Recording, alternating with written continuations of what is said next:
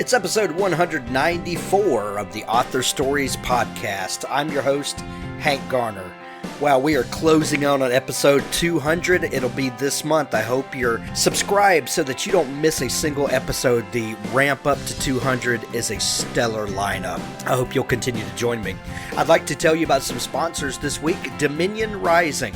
With 23 all-original science fiction and epic fantasy novels, Dominion Rising is the box set of the year. The collection features nearly 8,000 pages and over 1 million words in total, bringing you sharp, suspenseful, and thought-provoking novels of dark forces and light, of magic and adventure, of enchanted swords and galactic empires. Anchored by New York Times, USA Today, and international best-selling authors, Dominion Rising's authors have also won, among other accolades, the Next Generation Indie Award, the Cygnus Award. They've been shortlisted for the Elgin Award, the John W. Campbell Award, and named to Best American Science Fiction and Fantasy. Pick up the box set of the year, 23 all-original, never-before-released full-length novels for only 99 cents. Pre-order now, link in the show notes. Also, for a short time, Ed Gosney's story Counterclockwise, a time travel short story, is free. Go pick it up. There's a link in the show notes, and also go to edgosney.com and check out his blog, Cool Comics in My Collection. But please go pick up Counterclockwise, his free short story. This time travel science fiction story will make you realize that sometimes the past is better left to the past. Today's show is brought to you also by LootCrate.com. No matter what you geek out about, Loot Crate has a monthly subscription box for you. Exclusive collectibles, apparel, and gear delivered to your door. Save 10% on any new subscription at trylootcrate.com/Hank. Enter the promo code BRIDGE10 for a 10% savings. Thanks to Nick Breaker for sponsoring the show. He and his co-author Paul E. Hicks have crafted a classic science fiction story so big and so exciting you won't want to put it down this summer. Pick up Book 1, Earth, and Book 2, Kron of the Galactic Satori Chronicles series. Reviewers have said that this is the best sci-fi they've ever read, smart literature with a fast pace, and another masterpiece by an emerging sci-fi writer. Galactic Satori Chronicles, link in the show notes. Now on to my interview with Brad Thor, and be sure to stick around for the end of the show, where I'll have an exclusive audio clip from the Jason Crane series by Richard Gleaves. Thanks for listening. Well, thanks for joining me again for the Author Stories podcast, where I bring you the story behind the stories and the storytellers. Today, I'm really excited to have Brad Thor on the show. If you are a fan of thrillers, and I know a ton of my audience are, you know Brad Thor and you know his amazing books. Brad, thank you for taking time to come on the show this morning. It's my pleasure to be here. Thank you for having me. We were having some fascinating conversation before we started recording, and I had to stop you and say, hold on, let's start recording. But I begin each show with the same question, and that question is, what is your first memory of wanting to be a writer or a storyteller? Ooh, that's a good one. Louis L'Amour, the famous Western writer, was well known for saying that you can't be a good writer without being a good reader.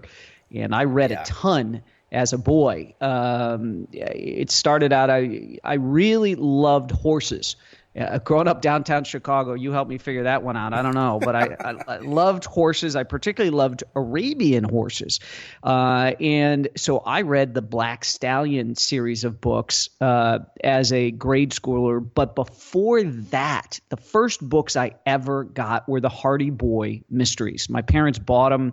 Beautiful set, beautiful covers and everything, and we had them on the bookshelf in our living room, and I loved those books. And that was my first real introduction to thrillers, if you will. I mean, they get categorized as mysteries, but for a young boy reading those things, they're incredibly thrilling. And for as long as I can remember, Hank, I wanted to be a writer. It's all I wanted to do. I didn't think I could do it for a career. The arts in my home were something to make you better rounded. They weren't a career pursuit. Right. But it's the way it ended up for me. I had a great chat with my wife on our honeymoon. One night we were in a piazza in Italy, and she asked me what I would regret on my deathbed never having done. And I told her, I said, writing a book and getting it published. And she said, well, when we get home, you need to start taking 2 hours protected time every day, and you need to write. And that led to my very first thriller, The Lions of Lucerne, which was published by Simon & Schuster, and I've been with them ever since. I love your wife already. That's an amazing story. So many of us have that thing ingrained in us where from when we were small children, we knew we wanted to tell stories. And I love that that's been your kind of burning desire all along. But what did you decide to do as a career before you set out to write that book? So my dad escaped the South Side of Chicago by joining the Marine Corps, and then he went to school on the GI Bill. And my mother was a flight attendant for TWA. They're both from Chicago. My mom flew New York, Paris, New York. So they both saw through their careers a lot of the world. So I had this travel bug in me, and my dad ended up going into real estate, building office buildings and hotels, and he wanted me and my younger brother to take over the family business.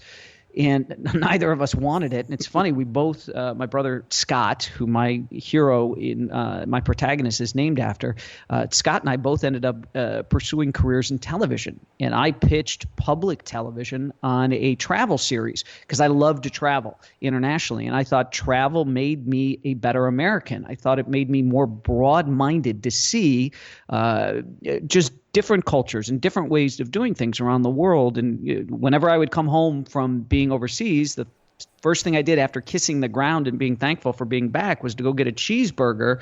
And I said, this is an experience that I think more young people should have. I don't think you should wait until you're retired to travel. It's outside the country. You can really do it on the cheap. It isn't something you have to have saved your whole life to do. And so I pitched public television a concept for a show called Traveling Light that I would write and host. And they went for it. And I had to go find a sponsor. Public television saying yes is only half the battle. But right. I did that for several years. And it was on hiatus that I was on my honeymoon with my wife, and we had that talk about writing a novel. So I was a public television travel show writer and host before I was an author. So I love to hear that story because so many times people, say, I always wanted to be a writer, but there's very few of us, immediately go into and just start writing books, when we're 15 and start trying to get those published, So I'm really intrigued by the path to there. Yeah, and it's funny because what is the old line that when I was a little boy, they used to call me a liar. Now they call me an author right. for all the stories. And I joke around with Steve Barry. I said Steve Barry got paid to be a liar before he became an author because he was an attorney. So I love it. But in your TV work, you were already crafting narratives because if you're doing this travel show and you're teaching people and you're showing them, you're already storytelling in one form. So when you decided to sit down and write that first novel, was the process very different for you, and kind of how did you start that? Well, probably the two best books I've ever read about the writing process come Lessons Learned from a Lifetime of Writing by David Morrell, who was one of my favorite thriller authors and still is. I love David Morrell. Probably one of the neatest experiences of my lifetime was getting to meet David. And then Stephen King's book on writing was excellent. And this piece of advice that you should write what you love to read because that's where your passion is right on the money, because you've actually developed a mini PhD in your genre. You know why an author you like clunked on his fifth book or her fifth book, or why you thought the third book was even better than the first book. You know a lot about that genre because you've read in it your whole life.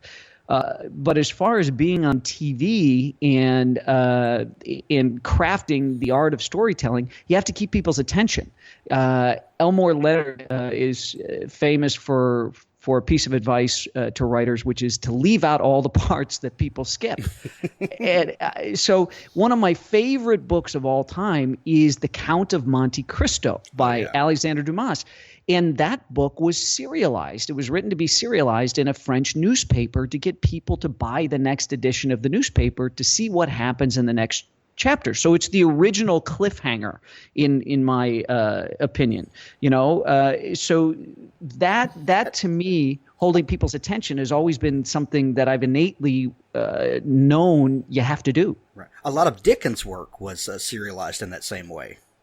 Great Expectations is probably another top of the list of favorite books for me. And there's one thing that I learned in Great Expectations as a young man that I've never forgotten, which is money is portable property. And I remember when Pip and his benefactor are going down the Thames in a boat, and his benefactor pulls out a bankroll, all this money, and says, "Here's the rest of the money I saved for you." And Pip says, "Wait till we get to shore and I'll take it from you then." And the boat capsizes.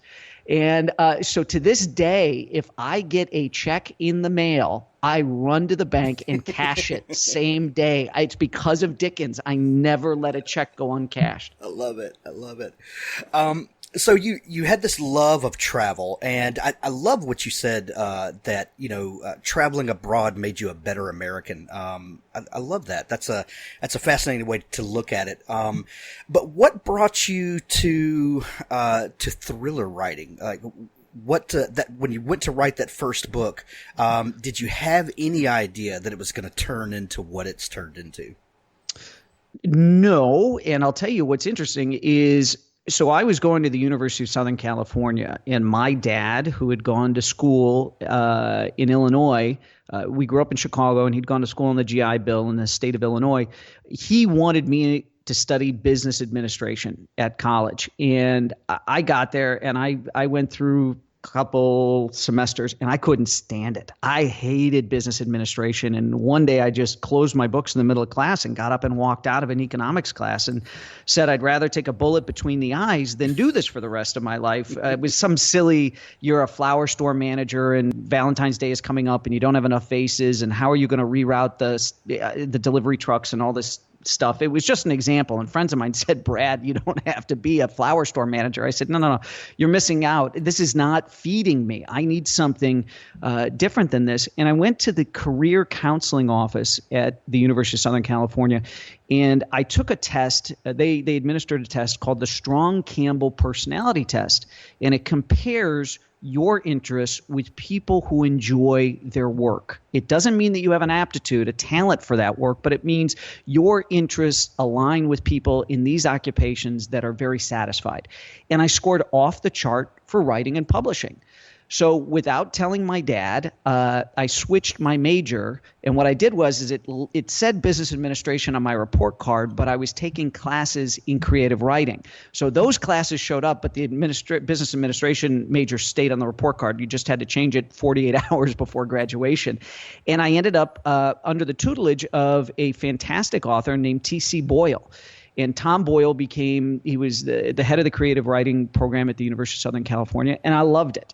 And when I graduated USC, I had spent a semester abroad in Paris. I went back to Paris and brought a laptop and decided I would sit down and write my first novel.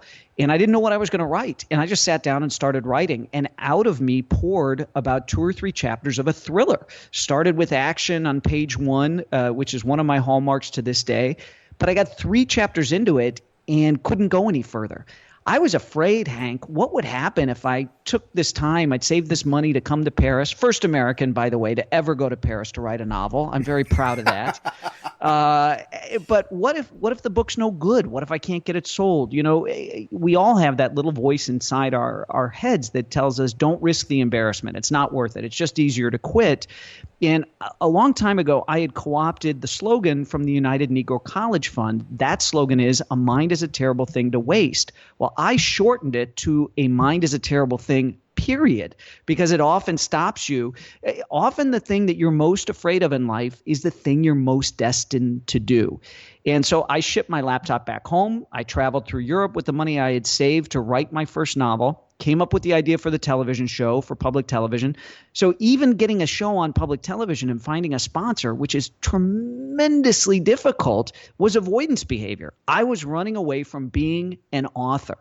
And it wasn't until years later when I was on my honeymoon that I admitted that deep, dark secret to my wife. And now that, the secret was out there, I couldn't look at this woman and say, hey, you married a coward. I can't do it. I had to do it. And God bless my wife. If it wasn't for her, it might not have ever happened. I might be working in my dad's business or still in TV. I don't know.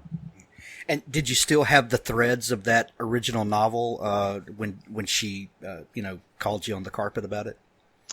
I still have the idea. I've had fans ask me, are you ever going to complete it? And I think probably that'd be it's like a musician that begins a song, or maybe a composer that begins an opera or a symphony and leaves it incomplete and comes back to it years later. I think maybe in that sense I will.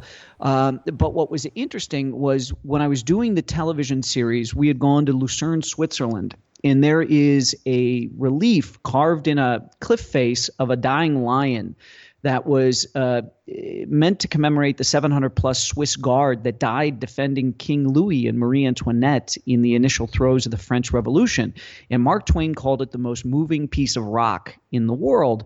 And I liked the alliteration, the Lion of Lucerne. And I liked the sound of the Lions of Lucerne. And I said to myself while I was in TV, before I was married, I said, if I ever write a novel, I'm going to call it The Lions of Lucerne. I don't know how I'll work Switzerland into the storyline, but that's going to be my title. So I'd always had that title. I'm me being the travel guy, I had bought these budget tickets where my wife and I could go around the world. She had never traveled outside the United States, and Europe was at the end of our honeymoon. So in Italy, I admit, want to write books. She says, you're going to do it when we get home, 2 hours protected time each day. When we're in Amsterdam, we were sitting in a cafe, and I found an English newspaper on a chair next to me, and inside it was a story about a Swiss intelligence officer who had embezzled all this money from the Swiss army and was training his own shadow militia high in the Alps with high-tech weapons from his own private arsenal. And I looked at it and I said, boom, that's going to be my first thriller. That's The Lions of Lucerne. I think subject matter that thrillers tackle a lot, kind of dark forces and secret government agencies and teams of specialists.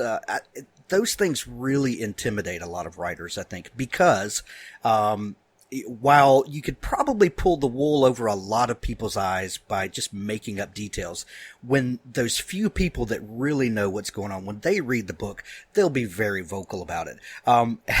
As a thriller writer, how do you, tackle those subjects with a level of believability, while also, maintaining fiction and, not getting too close to the truth?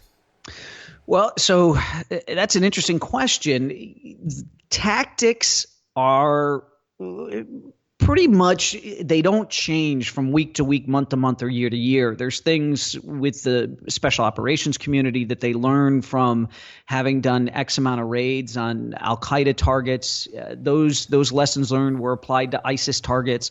So there's things that get learned along the way. It's important to have people who are actively involved or recently retired from the different fields of endeavor you're writing about, because you want to get it right.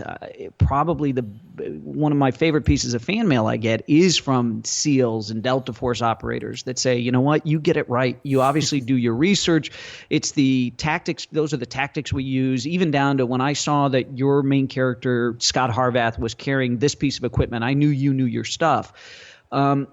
Social media is really tough. I constantly remind people on my team, whether it's in my own office or at the publisher or my agents, that I am customer service, because I answer all the posts on Facebook, all the tweets on Twitter. So if I get something wrong, I own it and I'm going to hear about it. So I got to say, it's probably harder for authors starting today than it was for me when my first book came out just months after the 9/11 attacks, because, we weren't doing Twitter and Facebook and all that kind of stuff. So you didn't have people showing up kind of critiquing you and saying, hey, you didn't get this right or whatever, which can sting.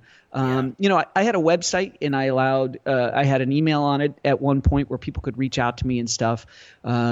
So you do need to really, if you're going to write about a community, my number one rule is you can't cheat. if you don't know the answer for sure, you have to go find it. And it's out there. I mean, nothing makes me angrier than somebody that puts a safety on a Glock. There's no safety on a Glock, and it wouldn't take you that long to figure that out if you reached out to somebody. And gun people are some of the nicest, most helpful people that you'll ever meet. But I still made mistakes when I started out. In fact, a year or two ago, I wrote an article for a gun magazine saying, here's all the mistakes I made in my first novel as a thriller author who was unfamiliar with guns. But because I made those mistakes, I had lovely people introduce themselves to me and say, come out with us. I've got a huge collection of stuff, or here's what we're using in the Army right now, or here's what's very popular at the CIA. Come shoot it. I had gun manufacturers, Heckler & Koch, which provides some of the neatest equipment to our teams. Come to our factory or come to our headquarters and let's work you through all this stuff. The FBI, I got invited out to Quantico. So that kind of stuff is invaluable. And once you build that basis of experience, you can call on it for book after book after book. And it's tax deductible too. Those research trips, which is very nice. Yes. Your new book is called Use of Force, and it is absolutely gorgeous. I received the copy from your publisher, and I've been reading it, and it is amazing. Several things that I noticed in reading the book. You mentioned earlier that you begin with action on page 1, and you're absolutely right. This book drops you right in the middle of something horrific that is going on. I mean, in the prologue, you get a real sinking feeling in your gut because you're telling the story of human trafficking in the very beginning. What got you interested in this topic, and how did that thread play into the design of this book? Well, there's a piece of advice. So the International Thriller Writers Association used to have a great blog entry. I don't know if it's still there, but it was the top 10 rules for writing a thriller. And I forget, and this is the gentleman. I think the person that they quoted was the gentleman. No, I'm not going to even guess at who it was because I'll ruin it and I'll hear from people. But one of the rules was, and I don't know if it was Dashiell Hammett or who, but start with action and pay it off later. That's really, it's like the James Bond movies, right? They always start in the middle of an assignment that may or may not be connected to the one that the movie's going to spool out with after the opening credit sequence. So you start with action, pay it off later. What's interesting is the entire book, Use of Force, is actually based on a laptop in real life. I call what I do faction, where you don't know where the facts end and the fiction begins. And the book is based on a laptop that was actually found in a raid on a terrorist stronghold a handful of years ago that looked like nothing, and maybe even a brand new laptop that nobody had even done anything with until they dug into it and found all of these terrible plots. I mean, things that just set off alarm bells at the Central Intelligence Agency. And so they set out looking for the guy who they ID'd as the person who owned the laptop and compiled all of these horrific attacks, and they could never find him. So as I'm reading the news, and I'm a voracious consumer of news because that's where I get a lot of inspiration for my thrillers, I'm reading a lot, as we all have been, in hearing about this fear that terrorists are mixing members of their terror organizations in with the refugees that are heading into Europe. And I thought, okay, I started looking at this. There have been a lot of boats that sank. The smugglers are some of the worst people you'll ever meet. I mean, they push these boats out into the water with not a lot of fuel from North Africa to get to Italy and just give these people a satellite phone with one number programmed into it, which is the Italian Coast Guard. And there's been such a horrific loss of life. And I thought, okay, this would be interesting. I wanted the book. There was an operation that we did, the Allies did in World War II, where they took a corpse and they chained a briefcase to its hands and dumped it in the Mediterranean. And it was meant to convince, the Germans were meant to find it. It was called Operation Mincemeat, supposed to find it and open up the briefcase and think they had discovered plans for something much bigger. And I always like that. But I thought, wouldn't it be interesting if the bad guys were trying to smuggle the owner of the real life laptop into Europe to carry out some of the things that were on the laptop? And he dies, the Italians identify his body, and as soon as they do, word gets to the CIA and those same alarm bells go off. But 3-4 years later, and they say, wait a second, what the heck? We couldn't find this guy for 3 years. Now all of a sudden he was making his way to Europe. Well, we've been hearing all this chatter about a huge, massive attack geared towards Americans somewhere in Europe this summer. Is this the beginning of the attack? We need to retrace this guy's steps. So those are some of the kind of, writers are weird. We're like fly paper for interesting, weird tidbits of information. So that's just a couple of the data points that were in my mind as I started assembling the book. The book is a very fast-paced read, and one of the reasons for that, I think, you employ short chapters that are very tight. There's not a wasted word, and you really move the plot forward, and while building characters, which is which is a real skill to have great character development while having a fast-paced plot. Do you do that on purpose, the short chapters? Because as a reader, I'm sitting there and I'm assuming the chapters are typically probably 1,000 to 1,500 words, 3, 4, 5, 6 pages usually, and I'll be sitting there reading, and you'll leave me at a cliffhanger right at the end of this chapter. Okay, I'll read just one more chapter. I've got to know what happens to Scott next, and the next thing I know, I'm halfway through the book. And is that a conscious tool that you use in storytelling? Well, it is. I want the chapters to be like potato chips, where you can't just eat one. You've got to keep going and going. And that's – I love when I get interviewed oftentimes when I'm on the road for book tour is, I'll go do a morning show, whether it's radio or TV, and I'll have the host say, well, the reason I got no sleep last night is because of our next guest. Right. Same thing. They couldn't put it down. So that's that whole cliffhanger thing. And I think it's important to end each chapter. I do try to keep them very short, and I try to end each one with a cliffhanger so that you'll want to immediately turn to the next chapter. That's really important. So there's no formula to how I work. In fact, just for my own edification, I will, in Microsoft Word, I'll do a table. So, rows and columns, and I'll keep track. I've been doing this for a long time with my books, and I'll color code each chapter, what happens in the chapter. I started doing it because my books are so global, and I need to keep track of time zones and what's happening where so that I don't goof anything up. And what's interesting is I can look back at other chapters and say, okay, how long was I with my protagonist before I went to a secondary storyline? And I can look. And what's interesting is I don't let that bind me to how I write. And in fact, use of force is much different.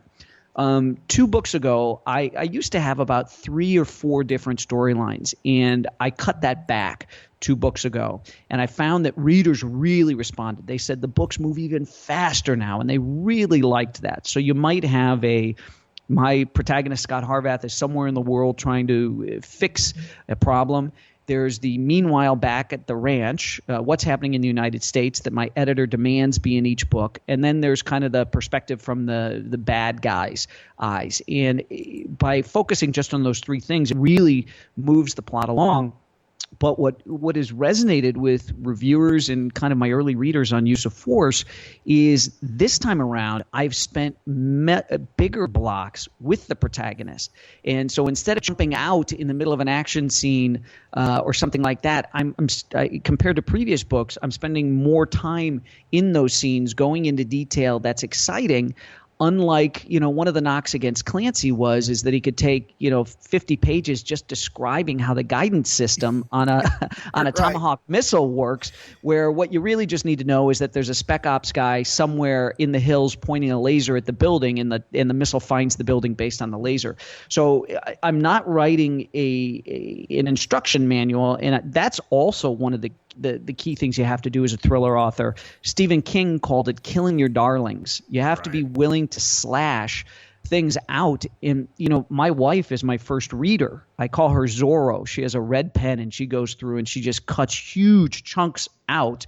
Normally, not this time. She said, you know what? You have taken, again, what I've seen and heard from my editor, my agent, you take that with a grain of salt, compliments you get from the people close to you. It's when it gets further out and people you don't know who have no stake in your game say, wow, this is the best book ever that you've written. But I've had that repeatedly throughout the process now as we're getting ready to release this book, of people just say, God, you up your game every single time. And this book is the best one you've ever written. And I'm a small business person. That's my goal. I work for the readers, and I want them to know that if they only buy one book, if they buy a Brad Thor book, they're going to love it. And I'm going to give them the absolute best that I am capable of. I'm going to spend the year between books getting better as a writer. And at the point I can't do that anymore, I'm going to stop writing books, because it's not fair to phone it in to people that are trusting you for that time. You can make more money. You can't make more time. That's right. That's right. And you have definitely stood true to your word with this book. This is a phenomenal book. I highly recommend it. We're going to send everybody to pick up a copy. Before we go, and I know you're on a time crunch today, I have one more question for you. You said that when your wife told you on your honeymoon that you needed to take that 2 hours protected time to write and to pursue that dream. As you become a successful author, we all know that a lot of other stuff comes along with the job of writer. There's promotion, there's research, there's and like you said, you're a small business person. There's a lot of stuff you have to do that's not writing. Do you still keep that protected time every day to write? It's not every day, because you're right. There is a lot of stuff. It is. I am naturally inclined to be a business person, and so this is show business. There's show and there's business. There's a lot of writers I know who would just rather write the manuscript, send it to the publisher, and be done. Not have to promote, not have to tour. I actually live for that, because it gets me out and I get in front of the people I'm working for. Again, those readers. Am I doing a good job? Are you happy? It's my publisher calls it my tour. I call it my performance review. I've got to go out and answer to those people. So it is very busy. We've got a couple of mega projects going on in Hollywood. Hollywood moves at an interesting pace, but I'm at the point now with my Scott Harvath novels where we've attached a director, a major action director. We have a writing duo who had one of the biggest action movies last year. We've got the biggest action director of photography in the business attached, and we're very close. And it's been my poor fans every year. They're like, when are we going to see a movie? When is it getting on the screen? And every year I have to say, we're almost there, but this is the closest we've ever been. And that takes up a lot of time too. So where I would like to be doing at least 2 hours a day, something like that, it's funny how other things not get in the way, but need your attention, because you could write the best book in the world, but if nobody knows about it, you're not going to sell any copies. Yeah. And the idea that you're going to sit, write a book, turn it into the publisher, and go write another book, it's just not a reality in today's market. No, and I do a book a year. So often what happens is I'm kind of right about this time, I'm percolating. I've got ideas about what the next book's going to be and everything, and I'll go on tour for the month of July, end of June, month of July, and then I'll come back and I'll start writing through the end of the summer, through fall, into winter. I'll write the next year's book, and then repeat the lather, rinse, repeat, and be promoting again and planning what's the marketing look like. And that's probably one of the biggest challenges is I think people are very distracted and they're fragmented and they're in different places. So how do we get to readers? We get to readers by, me coming on with you and talking about books and talking to people who like to write. Because if you like to write, you like to read. And probably the neatest thing of all about being an author is I was a reader before I was ever a writer. So I have so much in common. When you love books, it's a shared language. So being with people who write or people who read, those are my favorite people. I love being around those people because it doesn't matter how you vote. It doesn't matter where you live, what your religion is, what your skin color is. If you have that love of books in common, you have a shared language. And those book people are the best people to be around. I couldn't agree more. Brad, this has been a great pleasure to talk to you. Thank you so much for taking time out of your busy schedule to come on the show.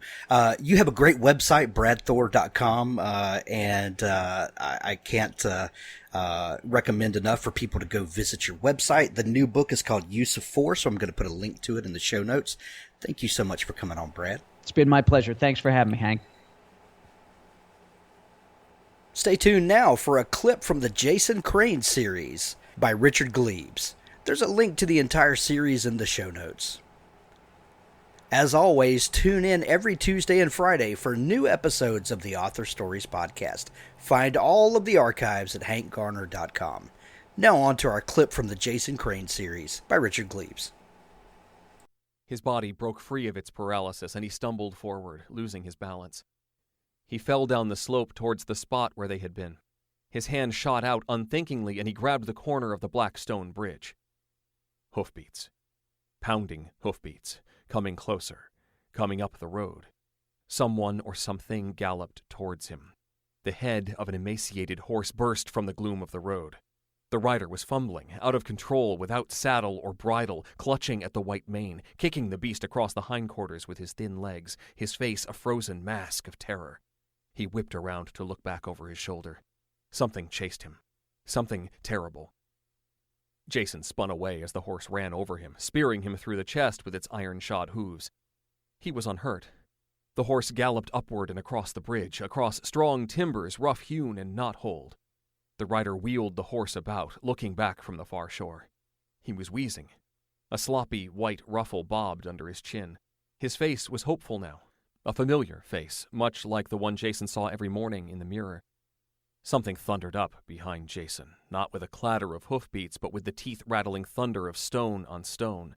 Ichabod, yes, of course, the man was Ichabod, wailed, and the sound of his terror echoed across the valley. The hot breath of a horse burned the back of Jason's neck. He stood frozen, unable to turn his head to see the thing behind him. He didn't want to. This was no ordinary vision. He felt with certainty that the rider behind him, no, the horseman behind him, knew he was there. Ichabod kicked his horse. It reared, brayed, and would have thrown him but for the fistfuls of its mane he clutched. Horse and rider spun in place on the far side of the bridge, disoriented. The horseman behind Jason laughed, a terrible, deep, cracking sound from all directions like 1,000 axes chopping down the woods. Jason felt searing heat as a ball of flame whipped over his shoulder. A burning jack-o'-lantern arced across the bridge. Its maniacal face spun end over end. It grinned back at Jason for an instant, spun around and crashed into Ichabod's temple, knocking him from his horse and into the dust. The pumpkin careened upwards, exploding against the trees, shooting tendrils of flame up their trunks, igniting branches and showering the world with sparks and flaming leaves. Jason recoiled, fell to his knees, and threw his arms over his face. His lungs and heart pumped wildly. They slowed. He brought his arms down. The bridge was broken again. It was over.